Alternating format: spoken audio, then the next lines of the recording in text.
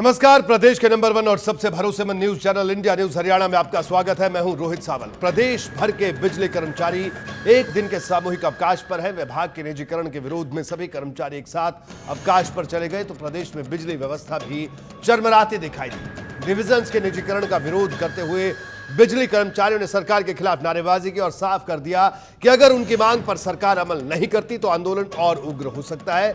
सरकार की तरफ से इस मुद्दे पर अभी तक कोई प्रतिक्रिया सामने नहीं आई है। ऐसे में भीषण गर्मी के बीच लोगों को कई घंटों लंबे पावर कट का इंतजार करना भी झेलने पड़े।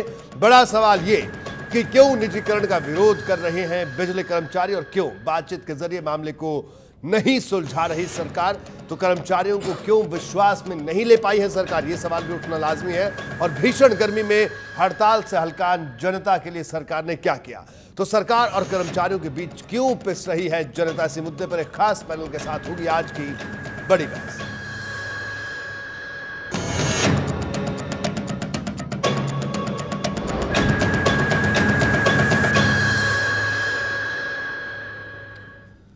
बड़ी बहस की शुरुआत करें उससे पहले आपको कुछ तस्वीरें दिखाते हैं। प्रदेश भर की इन तस्वीरों से साफ है कि न सिर्फ आज प्रदेश के तमाम शहरों में बिजली विभाग के कुर्सियां खाली नहीं, बल्कि लोगों को भी लंबे पावर कट झेलने पड़े। भीषण गर्मी में जहां पारा अपने तेवर दिखा रहा है, वहीं आम लोग इस प्रदर्शन के दुष्प्रभाव को झेलने को मजबूर है। कैथल, हांसी, रोहतक, इंद्री, अंबाला और सिरसा की तस्वीरें आप देख सकते हैं। किस तरह से जो दफ्तर है वो खाली है। दफ्तरों के बाहर कर्मचारी नारेबाजी कर रहे हैं सरकार के खिलाफ, हाथों में तख्तियां लिए, लेकिन इस बीच जनता परेशान हलकान। लाइट लूट की परेशानी बहुत ज्यादा चल रही है और पानी पूरी नहीं है, सवेरे नहाई भी नहीं आई। बिजली वाले स्ट्राइक पे जा रहे हैं जी, पूरे रात और पूरा दिन हो गया, लाइट नहीं आ रही। पानी की इतनी समस्या। 3 घंटे से बैठा हूँ इसके खराद वाली दुकान पे, लाइट नहीं आ रही। मेरे को वेल्डिंग करवाना है तो मैं सुबह से बैठा हूँ। लोग वहाँ बहुत परेशान डोल रहे हैं। कहीं पे देख रहे हैं वेल्डिंग नहीं हो रही है, कहीं पे किसी के काम ठप पड़े हैं। हम भी अपने पसीना बहा रहे हैं, बैठे हैं। उधर बिजली कर्मचारियों का पक्ष भी सुनिए कि आखिर क्यों वो हड़ताल के लिए मजबूर हैं। हरियाणा सरकार की कर्मचारी विरोधी नीतियों के खिलाफ आज हमारे पूरे हरियाणा प्रदेश में एक दिन का सभी कर्मचारियों ने अवकाश लिया है। और जो हमारे ये विरोध हो रहा है, इसका कारण है कि जो हमारे 23 सब डिवीजनें हैं उनको ठेकेदार को दी जा रही हैं।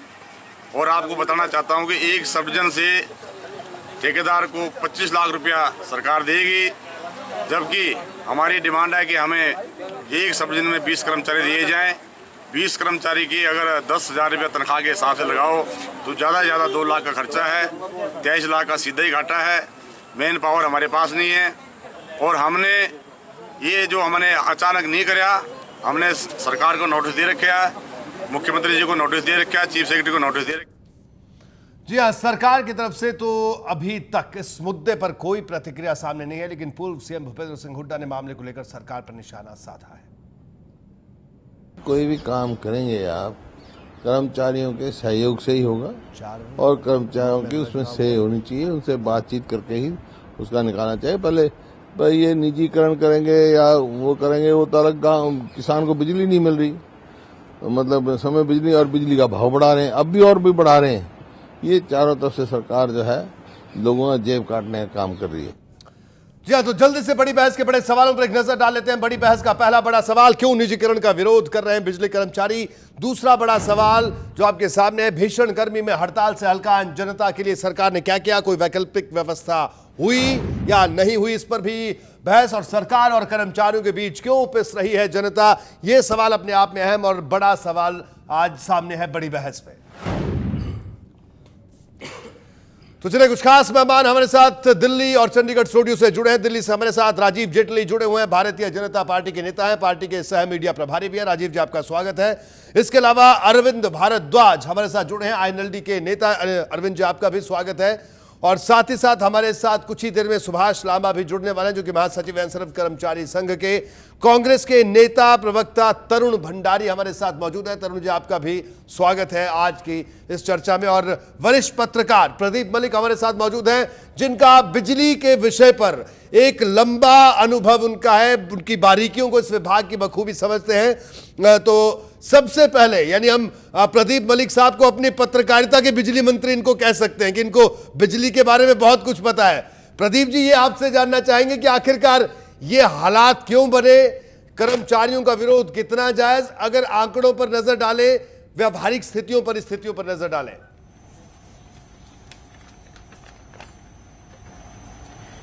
रोहित जी, जैसे मुंबई और दिल्ली में जैसे बिजली मिलती है शहरों में, उसी तरीके से यहाँ हरियाणा की 23 सब डिवीजनों में ये इन्होंने काम ठेके पर देना था। पावर हाउस से लेकर और घर में जो मीटर लगा है उसकी मेंटेनेंस, कंडक्टर बदलना है, सारा काम ठेके पर देना है। और जो जिन कंपनियों ने अप्लाई किया वो दिल्ली और बॉम्बे की कंपनियां थी। ये सारी बातें सही हैं, लेकिन इससे पहले जब भी आपने आउटसोर्सिंग का काम करना है, ये मेंटेनेंस का और ऑपरेशन का, तो आपने बिजली कर्मचारियों को भरोसे में लेना होगा, तभी आप कर सकते हैं, क्योंकि उसके बगैर संभव नहीं है। क्योंकि आज के दिन हम देखे जाए तो 40 से 42% तो स्टाफ ही कम है, टेक्निकल कर्मचारी नहीं है। और जब तक कर्मचारी नहीं होंगे कैसे ये सारे काम होंगे? क्या होता है कि आपका 15% जो बिजली की जो बिजली गुल होती है वो कई ट्रांसफार्मर की उससे मेंटेनेंस नहीं होने से उससे होती है।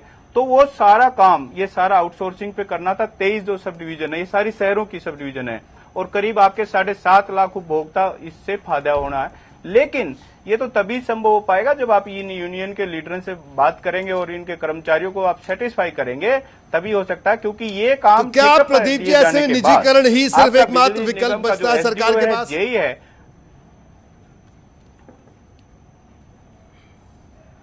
देखिए रोहित जी, अगर ये काम ठेके पर दिया जाता है तो आपका जो एसडीओ है, जेई और दूसरा स्टाफ तो सिर्फ सुपरविजन करेगा, बाकी सारा काम इनके जिम्मे है। आपका जो सरकारी तंत्र है वो सिर्फ बिलिंग, कलेक्शन और उसी तक रहेगा, बाकी मेंटेनेंस से लेकर सारा। अब भी आपको सुन के हैरानी होगी रोहित जी, जब बिजली के पोल पर अगर कोई चढ़ता है तो प्राइवेट कर्मचारी चढ़ता है, आपका सरकारी लाइनमैन नहीं चढ़ता, क्योंकि आपके पास स्टाफ ही उतना नहीं है। आप किसी भी सब डिवीजन में चले जाएं, कहीं भी चले देख लें, आपके पास 45% से ज्यादा टेक्निकल पोस्टें खाली पड़ी है। पिछले दिनों एक इनको बताया भी गया था, HERC जो हरियाणा रेगुलेटरी कमीशन है जो इन कंपनियों की मॉनिटरिंग करती है, उन्होंने कहा था कि आप एक काम कीजिए, जो आपके ITI हैं, लड़के हैं, उनको आप यहां लगा लीजिए, उनकी ट्रेनिंग भी हो जाएगी और जो ये स्किल डेवलपमेंट है मोदी साहब का जो सपना वो भी पूरा हो जाएगा। वो भी इन्होंने नहीं किया। तो कहने का मतलब ये है कि इस सारे इन पे काम करने की जरूरत है। और ये जो आपने आउटसोर्सिंग कर रहे हैं तो उसके लिए ये अक्टूबर में इन्होंने प्रयास शुरू कर दिए थे। अक्टूबर में टेंडर निकले थे बाकायदा, और उस समय भी यही बात आई थी कि बिजली कर्मचारियों ने कहा था कि हम इसको नहीं होने देंगे। उसके बाद अब ये धीरे धीरे जब उसकी बिडिंग निकली, 8 कंपनियों ने ये अप्लाई किया था, और उसमें ये हुआ कि ये सारा काम ये करेंगे। ये बात सही है कि शहरों में बिजली लोगों को ज्यादा अच्छे तरीके से मिलेगी। अगर आपने कंप्लेंट कर दी तो तुरंत आपकी कंप्लेंट पे एक्शन। चलिए प्रदीप जी, बिल्कुल आपने बारीकियां बताई, लेकिन एक सवाल से पहले, उसके बाद मैं बाकी मेहमानों के पास चलूंगा। हम आपसे यहाँ पर ये जानना चाह रहे हैं कि अगर ये निजीकरण होता है तो क्या आपको लगता है कि जो कर्मचारी हैं बिजली विभाग के, उनको सीधे तौर पर उन पर इसका बुरा असर पड़ेगा और उपभोक्ताओं को भी परेशानी हो सकती है?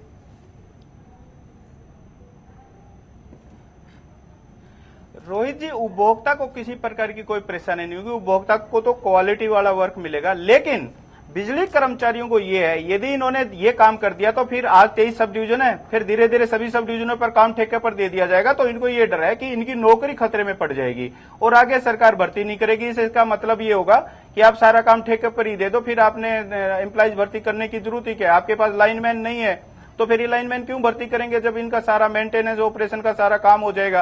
अब भी क्या है, आपका जो बिल बनता है वो भी प्राइवेट ही बनाते हैं, और जो आपका बिजली का जो बिलिंग रीडर है, मीटर रीडिंग है, सारा काम ही तो अब मैं आगे बढ़ूंगा। इसका मतलब ऑपरेशन और मेंटेनेंस भी आउटसोर्सिंग पे होगा, तो फिर लाइनमैन क्या हो सकता क्या? ठीक है, यानी सीधे तौर पर जो कर्मचारी हैं उनके हितों पर इसका असर पड़ रहा है। यही वजह है कि वो आज हड़ताल पर हैं। तरुण भंडारी साहब, क्या प्रतिक्रिया आपकी? जो एक दिन की हड़ताल, गर्मी भीषण, जनता परेशान, कई जगह लंबे कट लगे हुए हैं, कल रात से ये स्थिति अजीब सी स्थिति है, क्या कहना है आपका?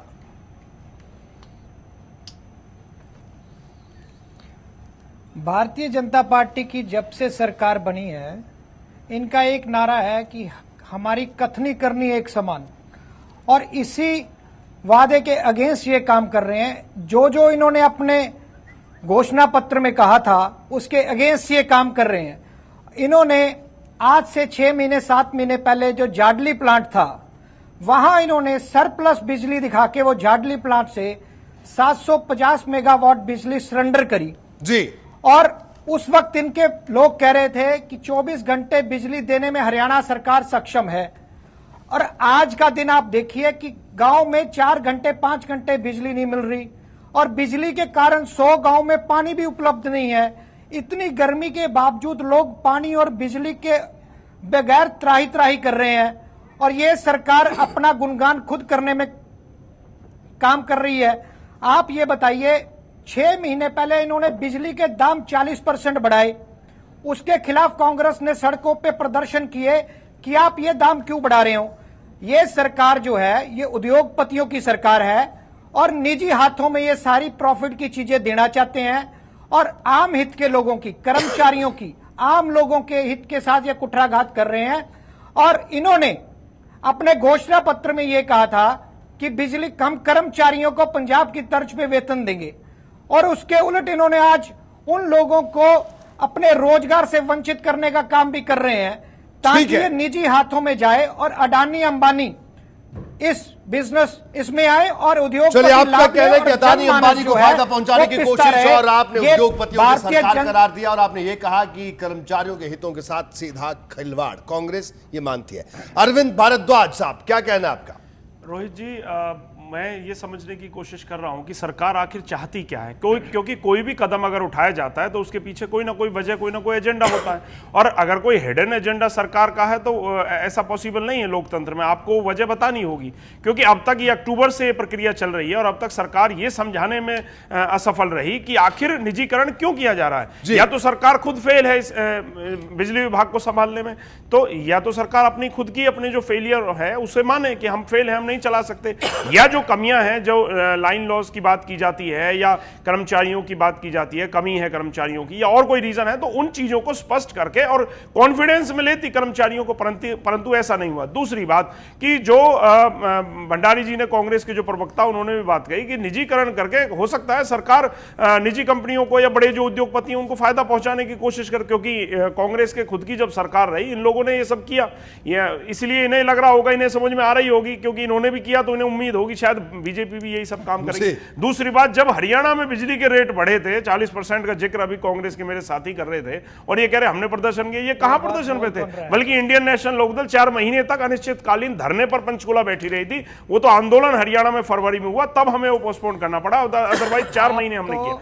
परंतु आज की जो समस्या है, इसे समझना बहुत जरूरी है। चाहे सिर्फ बिजली कर्मचारियों की बात नहीं, आज किसी भी विभाग की बात कर लीजिए, चाहे शिक्षा विभाग की बात कर लीजिए, स्कूलों की बात, अभिभावकों की बात, किसानों की बात, किसी भी वर्ग की बात कर लीजिए, आज कोई भी वर्ग हरियाणा में खुश नहीं है। और ये सरकार जब तक एक छोटी सी चोट नासूर नहीं बन जाती, तब तक ये कोई एक्शन लेने के मूड में नहीं होते। अदरवाइज इन्होंने ये जो धमकी थी, चेतावनी बहुत पहले दे दी थी, तो सरकार को कोई एक्शन लेना चाहिए था, और इन कर्मचारियों को अपने फेवर में लेना चाहिए था, कॉन्फिडेंस में लेना चाहिए था। दूसरी बात, आज जो समस्या आई है, पूरे दिन 24 घंटे पूरे हरियाणा में जो बिजली नहीं मिली, पहले ही बहुत कम मिल रही थी, कहीं 4 घंटे, देहात की बात करूं, कहीं 4 घंटे, 5 घंटे, 6 घंटे, इससे ज्यादा देहात में कहीं बिजली नहीं मिल रही, और शहरों में भी 8 से 10 घंटे से ज्यादा किसी भी शहर में बिजली नहीं मिल रही है। तो अगर इतनी भयंकर समस्या, उसके बावजूद आज पूरे दिन बिजली नहीं है, तो जनता त्राही त्राही कर रही है। मेरी यही विनती है, बजाय कोई पॉलिटिकल बयान देने के, मैं बीजेपी के प्रवक्ता साथी से भी ये चाहूंगा कि इस समस्या का क्या समाधान है और किस एजेंडे के तहत ये किए जा रहा है, ये स्पष्ट करें। भारतीय जनता पार्टी का क्या पक्ष है, सरकार का क्या पक्ष है, जानते हैं। राजीव जी बताइए। रोहित जी, सबसे पहले तो मैं याद दिलाना चाहता हूं, क्योंकि शुरुआत कांग्रेस ने करी थी। कांग्रेस ने अपने 2 मैनिफेस्टो बनाए, एक 2004 में इनका मैनिफेस्टो बना जी, दूसरा 2009 में इनका मैनिफेस्टो बना। दोनों मैनिफेस्टो को उठा लीजिए, दोनों मैनिफेस्टो के अंदर एक ही वायदा था कि हम आपको 24 घंटे बिजली देंगे। मतलब 5 साल के बाद इनके मैनिफेस्टो, अपने ही मैनिफेस्टो ने पिछले मैनिफेस्टो को जुटला दिया जी। दूसरी बात कि अगर हम ये बात कह रहे हैं कि निजीकरण की, मैं आपके चैनल पर एक बात स्पष्ट करना चाहता हूं, हम कोई निजीकरण नहीं कर रहे हैं। ये चर्चा जो लोग कर रहे हैं निजीकरण की, हो सकता है कि अभी हमारे साथ में शायद लीडर भी जुड़ेंगे जो दूसरे अलग अलग संघ से हैं। 3-4 संघ हैं हरियाणा में। एक प्रतिस्पर्धा भी चल रही है जो ये दिखाना चाहती है एम्प्लॉयज़ को कि हम आपके साथ हैं, तो वो प्रतिस्पर्धा अपनी जगह चल रही है। लेकिन जब हम उपभोक्ता की बात करते हैं तो हम ये बात जरूर कर रहे हैं कि जितनी भी मेंटेनेंस जॉब है, जिनकी वजहों से क्योंकि आप पीछे जाकर देखिए, कांग्रेस थी, कांग्रेस से पहले भी सरकारें रही, लगभग 2000 से 3000 मेगावाट बिजली उपलब्ध हुआ करती थी, नहीं दे सकते थे वो जनता को। उसके बाद कांग्रेस की सरकार आई, लगभग 4000 से 4500 मेगावाट बिजली थी, नहीं दे सकते थे जनता को, बिजली अवेलेबल ही नहीं थी। मैं उनकी बातों पे नहीं जा रहा कि इनके शासनकाल के अंदर कितने ट्रांसफार्मर गले पड़े होते थे, खराब होते थे, कनेक्शन टूटे रहते थे, बिजली नहीं होती थी। मैं ये कहना चाहता हूं कि ये बिजली अवेलेबल ही नहीं थी। आज हमारी सरकार में अगर 8000 से 9000 मेगावाट बिजली है तो सबसे बड़ी समस्या यहां पर यह आती है कि कहीं ना कहीं पर जब मेंटेनेंस का लैक हो जाता है तो उसका खामियाजा उपभोक्ता को भुगतना पड़ता है। हम कल्पना भी नहीं कर सकते, हरियाणा में अगर आप कहें कि मेरी बिजली खराब हो गई है, मेरा ट्रांसफार्मर, तो आपका ये कहना राजीव जी कि कोई निजीकरण नहीं हो रहा है। एक सेकंड बोल लूंगा बस। आप ये कल्पना नहीं कर सकते थे हरियाणा में कि मेरा ट्रांसफार्मर या मेरी कोई फॉल्ट आ गया है तो वो मेरा फॉल्ट 1 घंटे में रेक्टिफाई होगा, ठीक होगा, नहीं होता था हरियाणा में। लेकिन जैसा इन्होंने कहा कि निजी कंपनियों को फायदा पहुंचाने के लिए काम किया जा रहा है, मैं एक बात बोलना चाहता हूं, चाहे किसी भी पार्टी के दल के नेता हो, अगर वो इस टेंडर में पार्टिसिपेट करना चाहते हैं और क्वालिफाई हो जाते हैं तो उन्हें टेंडर दे दिया जाएगा, क्योंकि हमने 1 घंटे के अंदर उपभोक्ता को उसकी सर्विस रिस्टोर करके देनी है। तो ये निजीकरण और बेकार की जो बातें की जाती हैं, इससे पहले जान लें कि बोल क्या रहे हैं। टेंडर ऑनलाइन होता है, टेंडर में कोई भी पार्टिसिपेट कर सकता है। अगर भूपेंद्र सिंह हुड्डा जी पार्टिसिपेट करवाना चाहते हैं, अगर क्वालिफाई कर जाओ तो हम उन्हें दे देंगे। कोई दूसरे राजनीतिक दल का पार्टिसिपेट करना चाहता है तो वो भी आगे पार्टिसिपेट कर सकता है। ऑनलाइन टेंडर होगा, ऑनलाइन बिड होगी, ऑनलाइन ओपन होगी। तो ये बेकार की बातें ना करें। हमारा एक ही कंसर्न है कि हमने उपभोक्ता को 1 घंटे के अंदर बिजली देनी है। इससे भी इंपॉर्टेंट बात देखिए, हरियाणा की राजनीति बिजली के आश्वासनों पर चलती रही। चुनावों से पहले बोला जाता था आप बिजली के बिल मत दीजिए, चुनावों के बाद अगर वो बिल देने की बात आती थी, वो कहते थे अपना वायदा पूरा करो, तो उसके खामियाजे किसानों को भुगतने पड़ते थे। आपने देखा होगा किसने किसानों को अपनी जान गंवानी पड़ी केवल इस बात के लिए वायदा किया था। और दूसरी तरफ सिर्फ एक लाइन अरविंद जी की भी सुन लेते हैं। राजीव जी सिर्फ एक लाइन। अभी जो ये बात कर रहे हैं कि बिजली के कनेक्शनों में सुधार किया या बिजली की जो पहले कमी थी वो इन्होंने सुधार कर दिया, इन्होंने बहुत बड़ा बदलाव लाया। अभी की एक घटना बताता हूं, 4 दिन पहले रेवाड़ी में पृथ्वी सिंह नाम के एक किसान ने आत्महत्या की है। वजह क्या है कि 2009 से उसने ट्यूबवेल का कनेक्शन अप्लाई किया हुआ था। उस वक्त कांग्रेस की सरकार थी, वो अपने 3 सालों में नहीं दे पाए और अब 1.5 साल इनको हो गए, आज तक उस व्यक्ति को ट्यूबवेल का कनेक्शन नहीं मिला। दूसरा, अगर ऑनलाइन टेंडरिंग जिसकी बात की जा रही है कि ऑनलाइन आप भर सकते हैं टेंडर, तो ये निजीकरण ही तो हुआ, ये सरकारी तो नहीं हुआ ना।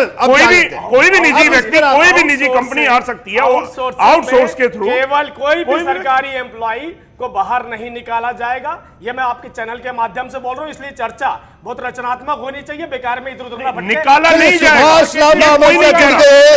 सुभाष लांबा महासचिव है सर्व कर्मचारी संघ के, सुभाष लांबा हमारे साथ जुड़ गए, महासचिव है सर्व कर्मचारी संघ के सुभाष लांबा साहब। राजीव जेटली साहब का कहना है कोई निजीकरण नहीं हो रहा है और इनका कहना है कि हमें तो 1 घंटे में फॉल्ट ठीक करना है, इसलिए ये व्यवस्था बना रहे हैं। क्या आप सहमत हैं इनकी इस बात से? नहीं, मैं इनकी बातों से सहमत नहीं हूं जी। और ये जो बहस अभी चल रही है, निश्चित तौर से मैं ये कहना चाहता हूं कि 14 अगस्त 1998 को राज्य बिजली बोर्ड तोड़ा था। उस टाइम भारतीय जनता पार्टी और हरियाणा विकास पार्टी की सरकार थी जी। 450 करोड़ का घाटा था और काफ़ी वायदे भाजपा ने भाजपा ने किए कि सुधारीकरण करेंगे, बेहतर बिजली देंगे, 24 घंटे देंगे। वो 450 करोड़ का घाटा और वो जो नीतियाँ लागू की, आज 34,000 करोड़ का घाटा है और इसके साथ साथ 30,000 करोड़ से ज़्यादा कर्जा हो गया है। और हम ये कहते हैं कि 25,000 कर्मचारियों की कमी है। हम ये करें कर्मचारियों की भर्ती करें और 24 घंटे के हम चाहते हैं कि फटाक से उसकी बिजली उसका सुधारे, मतलब उसकी कंप्लेंट अटेंड हो जाए। ये केवल कंप्लेंट टाइम से हो जाए इसके लिए ये नहीं कर रहे हैं। मतलब ये जो 23 सब डिवीज़न हैं, 700 करोड़ रुपए रेवेन्यू हमारे पास आता है, रीढ़ की हड्डी है हमारे पास ये आर्थिक दृष्टि से। यही इसका चयन क्यों किया? जेटली साहब ये बताएं कि केवल इन 23 सब डिवीजनों का चयन का मापदंड आपके पास क्या है, सरकार के पास, कि ये 23 सब डिवीजन क्यों चुनी? दूसरी बात हम ये कहना चाहते हैं कि जो कह रहे थे भाई हमने इतनी पावर प्रोडक्शन बढ़ा दी, इनका जानकारी नहीं कर रहे हैं। रीडिंग का काम, बिलिंग का काम, कैश का काम, कलेक्शन का काम, बिल बढ़ाने का काम, सारा का सारा निजी हाथों में, ऑपरेशन मेंटेनेंस का काम और निजी हाथों में दे दिया। मतलब निजीकरण क्या होता है? किसी निजी की मलकियत नहीं है, सारा का सारा काम वो निजी हाथों में चला गया है। तो निजी हाथों का अब तक का जो एक्सपीरियंस हमारे पास है, आप उस प्रयोग से क्यों नहीं सीखते? प्रयोग पर प्रयोग करके इसको प्रयोगशाला बना करके रख दिया। भारी भ्रष्टाचार मतलब हो रहा है, नीतियों में हो रहा है। पूर्ववर्ती सरकार के टाइम पर हुआ, हमें लगता था कि अच्छे दिन आएंगे, कुछ सुधार इसमें होगा, लेकिन भाजपा ने पुरानी सरकार की नीतियों को और आक्रामकता के साथ लागू कर दिया। तो ये निश्चित तौर से पूरी तरीके से निजीकरण नहीं है तो और क्या है। हम चाहते हैं कि 24 घंटे बिजली मिले सरकार उपभोक्ताओं को, वहनीय दर पर मिले। क्या जेटली साहब लेकिन लांबा साहब, एक शिकायत आपके बिजली विभाग से भी है कि एक तो वहां पर कभी कोई फोन करते कि साहब घर पर बिजली खराब हो गई, कोई ठीक करने आ जाए, तो मतलब भगवान की दया होती है, बिजली विभाग की नहीं दया होती है। तो ऐसी स्थिति के जिम्मेदार तो आप भी हैं।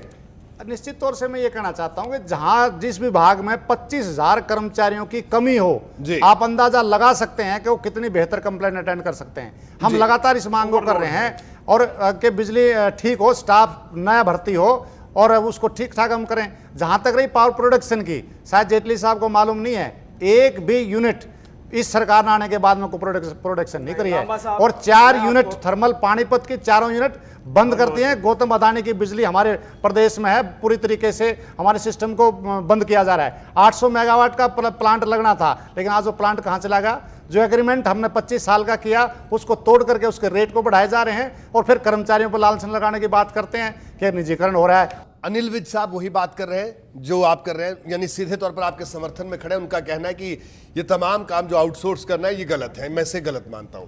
यही कहा लांबा साहब इन्होंने, अगर मैंने ठीक सुना और आपने ठीक सुना हो तो? निश्चित तौर से विज साहब कह रहे हैं कि निजीकरण के खिलाफ हैं और भारतीय जनता पार्टी का जो मैनिफेस्टो आप देखेंगे उसमें भी इन्होंने बोला है कि शोषण और भ्रष्टाचार पर आधारित ठेका प्रथा को बंद करेंगे, लेकिन व्यवहार में देखते हैं। चलिए, लेकिन विज साहब तो ये बात मानते हैं, बाकी सरकार कितनी मानती है ये जानेंगे। एक ब्रेक के लिए यहां पर रुकेंगे, छोटे से ब्रेक के लिए। ब्रेक के बाद जल्द हाजिर होंगे, बड़ी बहस जारी है इस ब्रेक के बाद।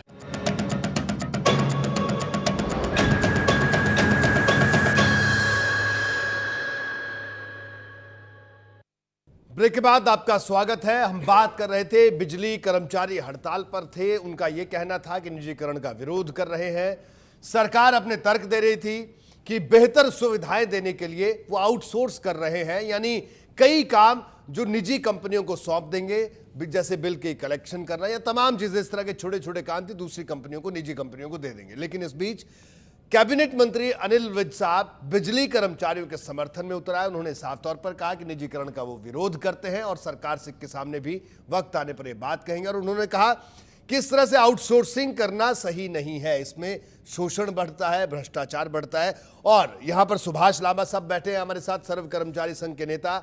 इन्होंने कहा कि भारतीय जनता पार्टी ने अपने मैनिफेस्टो में घोषणा पत्र, जिसे नीति पत्र या पता नहीं इस तरह का कौन, संकल्प पत्र, मैं माफी चाहूंगा, संकल्प पत्र भारतीय जनता पार्टी के लोग राजीव जेटली साहब कहते हैं, तो उन्होंने अपने संकल्प पत्र में ये शपथ खाई थी कि हम इस तरह की, क्या शपथ थी लांबा साहब? मैं चाहूंगा कि आप दोहराएं, मैं आज मेरे पास कॉपी नहीं है उसकी, आप बता रहे थे। उसमें यह था कि शोषण और भ्रष्टाचार पर आधारित आउटसोर्सिंग ठेका प्रथा की नीतियों को बंद करेंगे। बताइए जेटली साहब, ये कौन सी शपथ थी?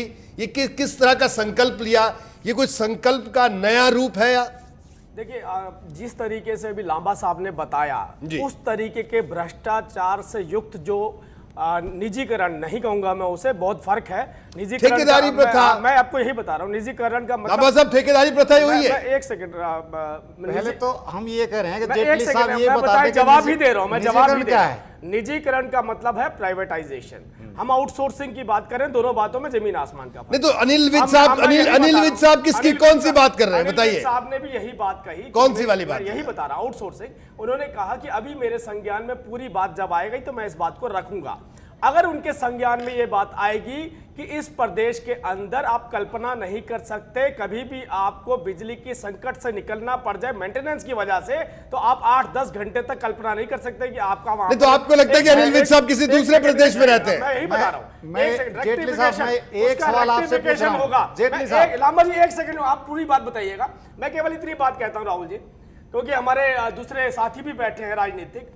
अगर हम कंपैरिजन करें और कोई हमें राजनीतिक दल आकर ये बोले कि जो हमारी सरकार की व्यवस्था थी बिजली के मेंटेनेंस की, आप उसे क्यों नहीं लागू करते। तो मुझे लगता है प्रदेश की जनता को समझ आ जाएगा कि कौन सी व्यवस्था की बात कर रहे हैं, व्यवस्था या अव्यवस्था की बात कर रहे हैं। हम बात कर रहे हैं 1 घंटे में सप्लाई देने की, 1 घंटे के अंदर फॉल्ट रेक्टिफिकेशन की। ये तो कल्पना भी हरियाणा ने नहीं, तो वो ऐसे ही होगी। बात अनिल विज जी की बात जब आ रही है, अनिल विज जी ने कहा है जब मेरे संज्ञान में आएगा तो मैं इस बात को रखूंगा, लेकिन जब उनके संज्ञान में ये बात आएगी कि अब प्रदेश के अंदर 1 घंटे के अंदर किसी भी को रिपेयरिंग मिलेगी, रेक्टिफिकेशन मिलेगा, तो मुझे लगता है वो अपनी इस बात से बाद में हटेंगे, क्योंकि उन्हें भी पता है उपभोक्ता की क्वालिटी के साथ कॉम्प्रोमाइज भारतीय जनता पार्टी की सरकार नहीं कर सकती। यानी आपको लगता है कि अनिल विज साहब को इतना लंबा अरसा लगेगा बात समझने में? भंडारी जी कुछ कहना चाह रहे हैं, तरुण भंडारी साहब की प्रतिक्रिया ले लेते हैं, सबके पास आ रहे हैं। आपको एक बात और बोल दूं, लांबा साहब ने जो अभी बात कही कि जो प्लांट चल रहे थे जो बंद हो चुके थे, ये बात तो खुद लांबा साहब मेंशन करते। एक second, super crystal plant Lamba साहब को मेरे से ज्यादा बेहतर पता होगा, 800 मेगावाट का थर्मल एक्सटेंशन यमुनानगर 800 मेगावाट का। उसके अलावा जो हमें परचेज हो रही है, चाहे सेंट्रल पूल से आ रही है, चाहे हम दूसरी आउटसोर्सिंग से ले रहे हैं, वो बिजली हरियाणा की बिजली से बहुत सस्ती पड़ रही है। और ये पहले भी यहां पर दिक्कतें रही हैं, क्योंकि कोयला लेने के लिए भी कांग्रेस की सरकार थी। कोयले के लिए जब ऑक्शन होता था मध्य प्रदेश छत्तीसगढ़ में, ऑक्शन में पार्टिसिपेट ही नहीं करते थे। क्यों नहीं करते थे? पूर्व मुख्यमंत्री ने बात कही थी, हम जो बिजली बनाते हैं वो बहुत महंगी पड़ती है, हमें सस्ती बिजली मिल रही है। हमारा पर्पस ये है उपभोक्ता को सर्विस देना। ठीक है, दूसरी बात, आज पावर जनरेशन पर बात नहीं कर रहे, हम ये बात कर रहे हैं कि साहब ये जो हो रहा है क्या ये सही है? अगर ठीक हो रहा है तो सबको स्वीकार्य है, अगर ठीक नहीं हो रहा है तो बिल्कुल सवाल उठाएगी जनता, हम भी सवाल उठाएंगे, जवाब आपको देना होगा। तरुण भंडारी साहब कुछ कहना चाह रहे थे। तरुण जी, मेरे भाजपा के भाई जो प्रवक्ता हैं ये कह रहे थे अभी कि 8000 से 9000 मेगावाट बिजली अभी भारतीय जनता पार्टी की सरकार में उपलब्ध है। आज 6500 मेगावाट पीक आवर्स में जो कंजम्पशन है वो हरियाणा में होती है। मेरे को ये बताएं कि 24 घंटे उस हिसाब से बिजली उपलब्ध रहनी चाहिए हर आदमी के लिए। जून के महीने और जो सरप्लस 9000 मेगावाट की जरूरत। एक सेकंड जेटली जी, जब मेरी बात थी आपने, आप आराम से बात सुनिए, आप बीच में नहीं बोलना। आपने एक भी प्लांट नहीं लगाया, आपने 20 महीने में एक भी प्लांट नहीं लगाया और झूठी बातें करने के लिए आप चैनल में बात करते हो। आज जब आपकी बात थी मैंने बोला नहीं था, ठीक है, आप अपनी बात बोलना नहीं था। आप सच्चाई सुनने की बात करें, ठीक है ना? और बीच में आप बीच में टोका ना करें। जब आप बात कर रहे थे उसमें कई ऑब्जेक्शंस हैं।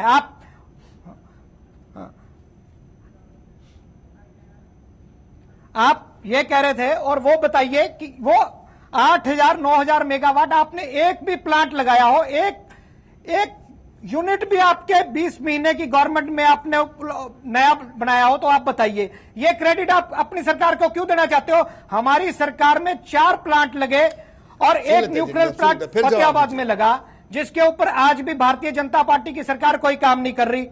आप बताइए, और आप कह रहे हो कि बाहर से सस्ती बिजली मिल रही है, तो ये बड़ी अच्छी बात है। फिर आप हरियाणा में 40% बिजली बढ़ाने की बात क्यों हुई?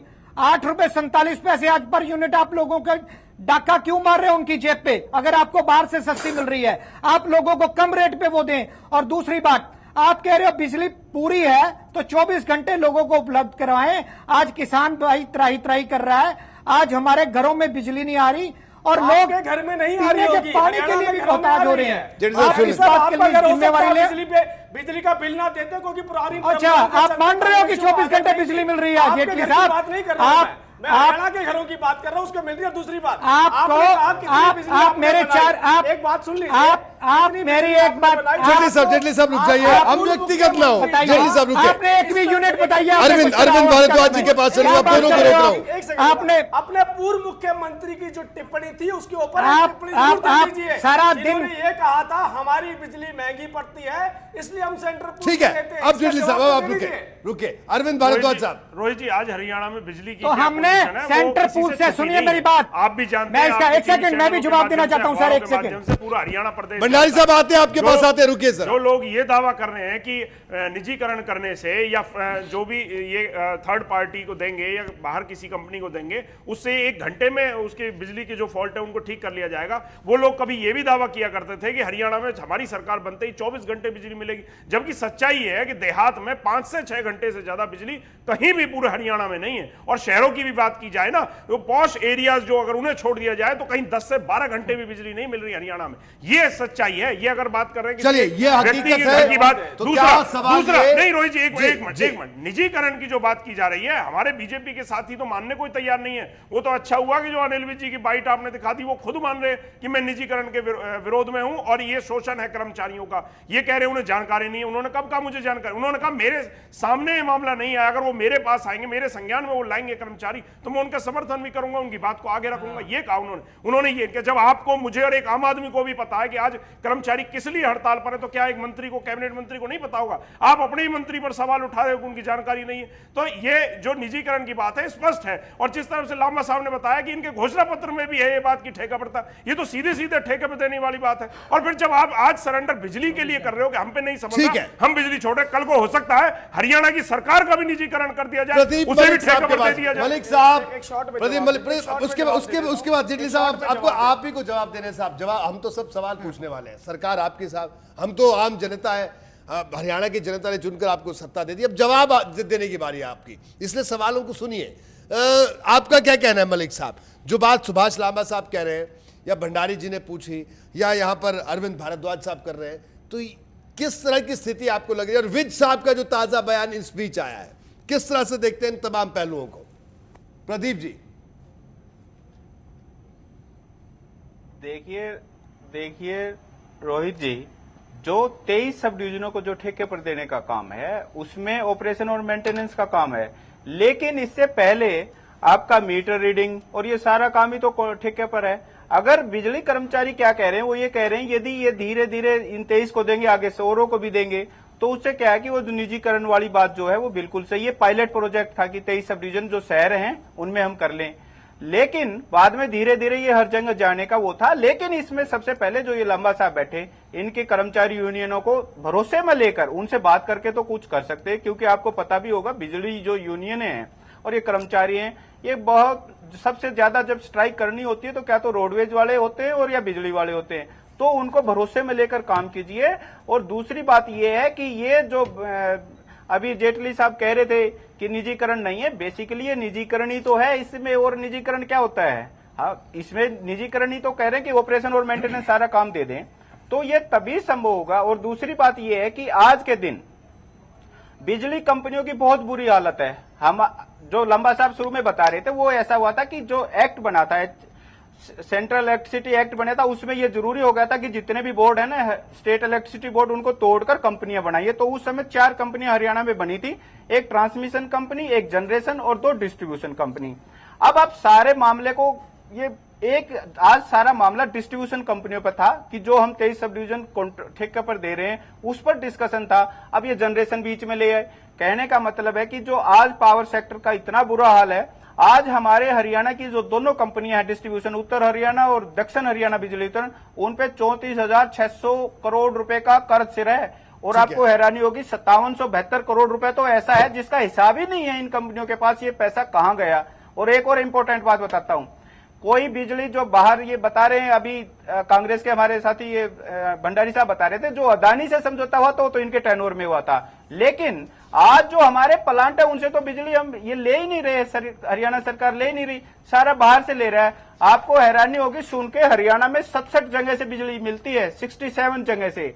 और कहां से जहां मिल रही है, जो पहले के इन्होंने पावर परचेज एग्रीमेंट कांग्रेस के समय में हुए थे उसका चल रहा है। नहीं तो होता क्या था कि जैसे अभी पहाड़ों गर्मी में जो होता था बिजली, जैसे हम बनाई तो वहां हम पहाड़ों को दे देते थे और बाहर जैसे उनसे लेते थे, एक बैंकिंग सिस्टम होता था उससे, तो वो तो सिस्टम सही था। लेकिन जब से ये प्राइवेट कंपनियां बिजली बनानी शुरू हुई, वो इतने एग्रीमेंट कर लिए, कई एग्रीमेंट तो ऐसे किए हुए हैं, 15 एग्रीमेंट तो ऐसे मिले हैं जिसमें कमीशन से मंजूरी नहीं ले रखी, जिसमें अच्छा एक और इम्पोर्टेंट बात बताता हूं, एक जो उज्ज्वल स्कीम है, जो उदय स्कीम, जिसकी वजह से हमारा सारा हरियाणा का बजट गड़बड़ाया हुआ है, उस उदय स्कीम के बारे में हरियाणा की जनता भी जानना चाहती है। वो जनता कह रही है कि हमें कम से कम ये बताइए, जब ये उदय स्कीम से कंपनियों को फायदा हुआ है तो हमें बिजली की जो हमें दरें वो कम होनी चाहिए। उसमें 30 मई को हियरिंग भी है HERC में। तो कहने का मतलब ये कि आज इन पावर सेक्टर की कितनी बुरी हालत हुई है, इसको कभी किसी ने सुधारीकरण की तरफ कुछ नहीं किया। यदि आप टेक्निकल कर्मचारी इनके पास नहीं है। सारा काम जो आपका मीटर रीडिंग सारा तो पहले एक सर्विसमैन लीग वाले ही तो करते थे। अब ये इनको ये है कि 23 सब डिवीजन ठेके पर चली गई तो इनका कर्मचारियों को ये भय है कि वो सारा काम ठेके पर हो जाएगा। और एक और इम्पोर्टेंट बात बताता हूं, हमारी जो बिजली है, हर बार ये बिजली कंपनियां कहती हैं कि जो लाइन लॉस है जिस वजह से सारी दिक्कतें हो रही है, लाइन लॉस पहले से बढ़ा है, घटा नहीं है। और इतने प्रचार करने के बाद ये हालत है। अगर हम इंडस्ट्री सेक्टर निकाल दें तो यहां 60% से ज्यादा लाइन लॉस है। आपका एक तरफ तो इंडस्ट्री, आधा रेवेन्यू तो इंडस्ट्री देता है और आधा रेवेन्यू सारा आपके डोमेस्टिक भी ठीक है मलिक साहब, आपने तमाम बारीकियों को समझाया। 6,000 करोड़ रुपए से ज्यादा तो लोगों में फंसा हुआ है। जी, सुभाष लांबा जी की एक प्रतिक्रिया, उसके बाद राजीव जी आपसे हम जवाब लेंगे सबके सवालों का, उसके बाद फिर हम अंतिम फाइनल कमेंट तक आएंगे। लांबा साहब क्या कहेंगे आप?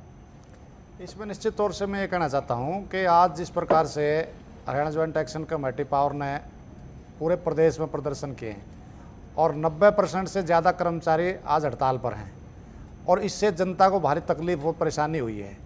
और हम ये कह रहे हैं कि सरकार बातचीत तक करने को तैयार नहीं है। हम लगातार नीचे से प्रदर्शन करते ऊपर आए, लेकिन प्रदेश की सरकार ने उपभोक्ताओं की जरा से भी चिंता नहीं है। इसलिए हम ये कह रहे हैं कि कल हम निश्चित तौर से ज्वाइंट एक्शन कमेटी की मीटिंग करेंगे और एक बड़े आंदोलन की घोषणा वहां से की जाएगी। यानी लांबा साहब आगे और आप जनता को बड़ा झटका दे सकते हैं अगर यही स्थिति रही? हम जनता को झटका नहीं देना चाहते। आज भी हमने हड़ताल पर, अवकाश पर रहकर के भी कंज्यूमरों की कंप्लेंट एडमिट करी है और जो जेटली साहब करें ना कि हम जनता को उससे कंप्रोमाइज नहीं कर सकते।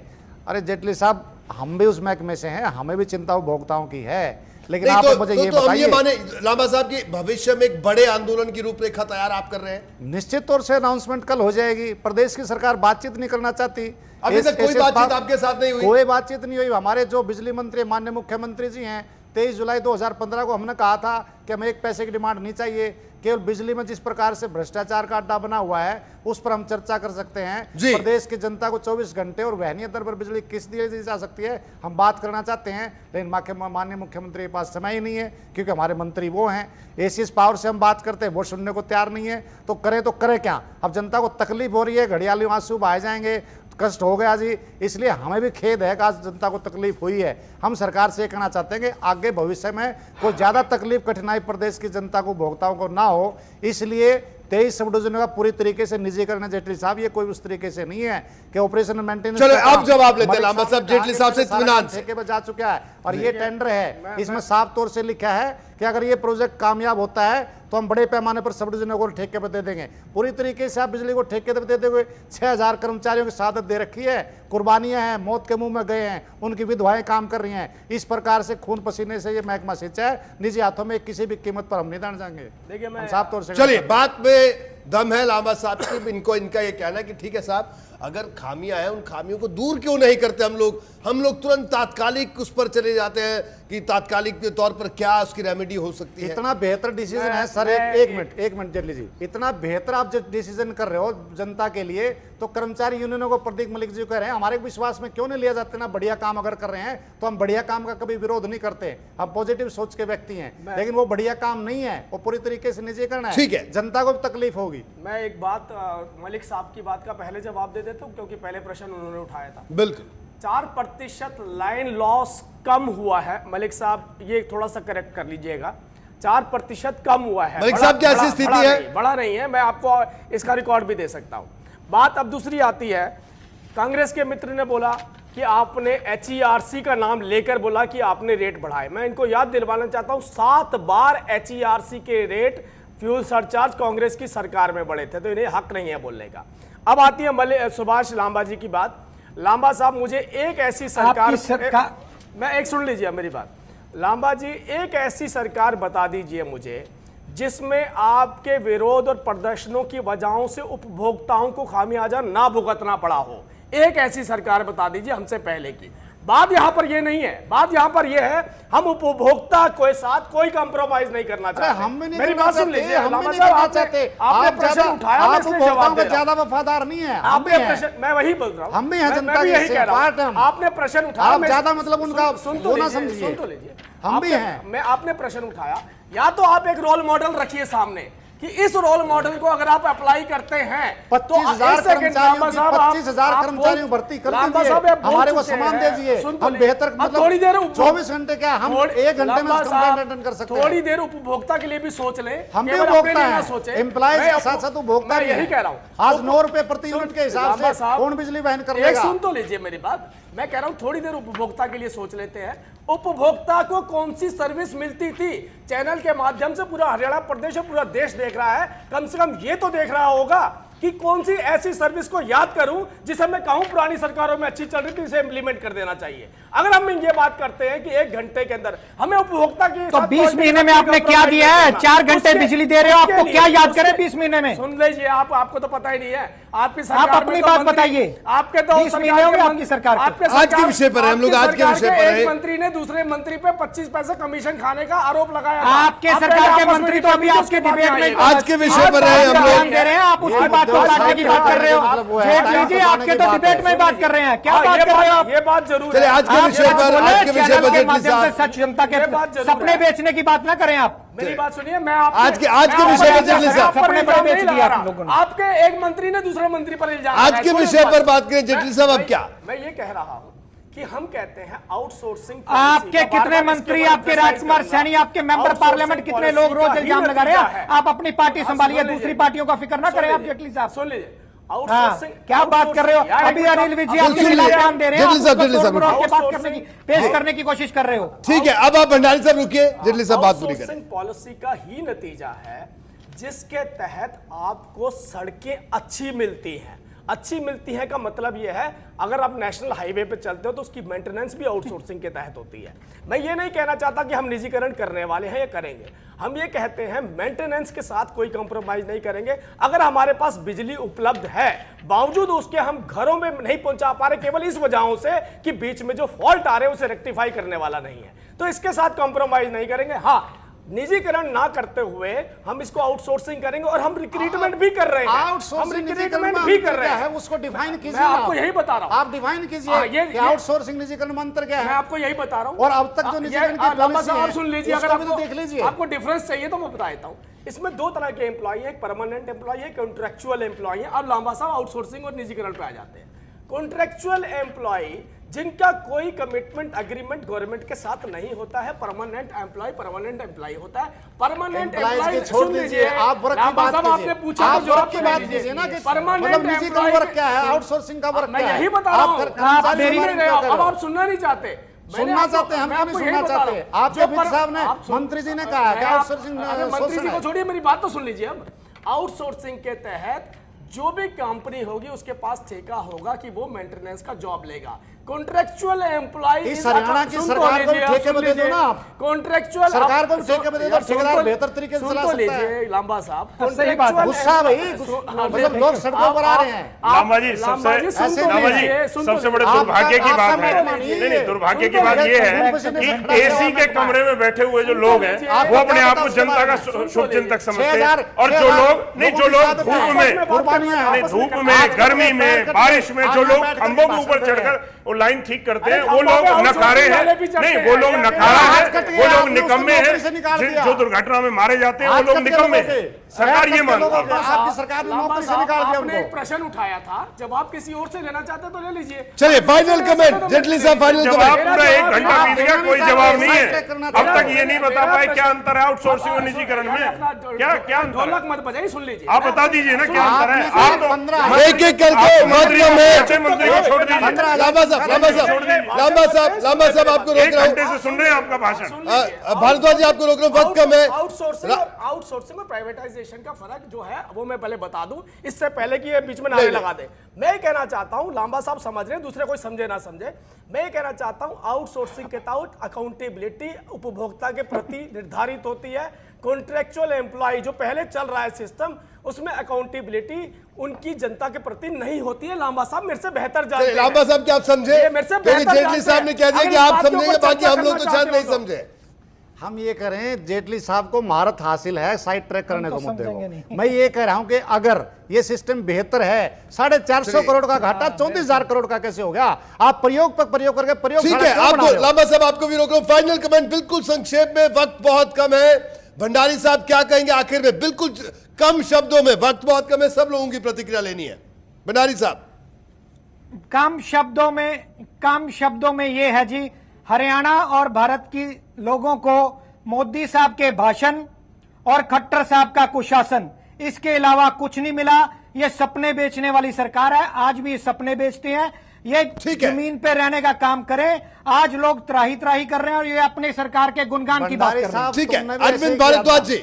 नहीं रोहित जी, मुझे समझ में ये नहीं आ रहा। ये कह रहे हैं जवाबदेही तय होगी अगर हम आउटसोर्स करेंगे, और यही अंतर बता रहे हैं निजीकरण का। अरे साहब, जवाबदेही सबसे ज्यादा तो उनकी है जो सरकारी कर्मचारी हैं, क्योंकि वो गवर्नमेंट जॉब है उनकी। एक प्राइवेट आप किसी कंपनी को दे दोगे, उसकी क्या जवाबदेही है? वो तो आपको बीच में छोड़कर कहीं चले जाएंगे। तो अपने जो कर्मचारी हैं, जो 50 साल से काम करते आए हैं, उन पर भरोसा ना करके आप नए लोगों को जोड़ रहे हैं। वो किस तरह से काम करेंगे, उसकी क्या गारंटी है कि इसमें जो बिजली की व्यवस्था है उसमें सुधार हो ही जाएगा?